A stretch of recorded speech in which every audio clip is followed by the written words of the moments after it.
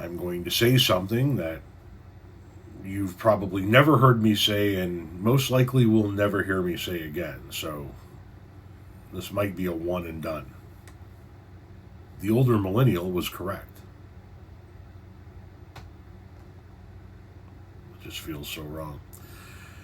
He was finally on the right side of a subject when he made a video here recently explaining how he believes that Donald Trump sending federal agents into Portland, Oregon is wrong.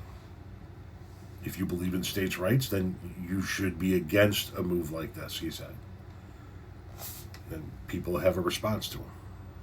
So the older millennial, I have a little bit of a bone to pick with you because you're telling me that I'm not a real conservative because I disagree with you on an issue that you are terribly misinformed about. And this has to do with federal agents going into Portland. So what you're saying is you don't agree with Trump sending these federal agents into Portland. And your reason for this is because, well, you agreed with it being in D.C. because D.C. is technically like federal land. But Trump doesn't have jurisdiction in Portland. But what you're not seeing, what you're misrepresenting is what the Trump administration is protecting. So they are going into Portland protecting federal buildings. An ICE facility is a federal building. ICE agents are federal employees. They have every right to protect these things and these employees. They're not just like going out in the street and like monitoring the streets. They're protecting these buildings, which they did in 2020. Excuse me? Were you around in 2020? Were you talking about this in 2020? Because that's exactly what they did in 2020. So the federal courthouse in 2020 was under siege for like over 100 nights in a row. So Trump sent in officials to go in and basically just protect the courthouse because that's what was being attacked. He has every right and every jurisdiction to protect those properties. So I guess maybe you're not aware of this. Like, I don't know. But what's your solution? What is your solution if the local police are told to stand down? If they're allowing these federal officers to be attacked, like, what's your other solution? He has every right and every jurisdiction to go in and have federal agents protect his federal property and other federal agents. So, yeah, I'm just confused by this stance. I guess it's like misinformed. Maybe it doesn't have all the information, but yeah, it is what it is. You have every right to protect yourself. Trump has every right to protect his federal agents.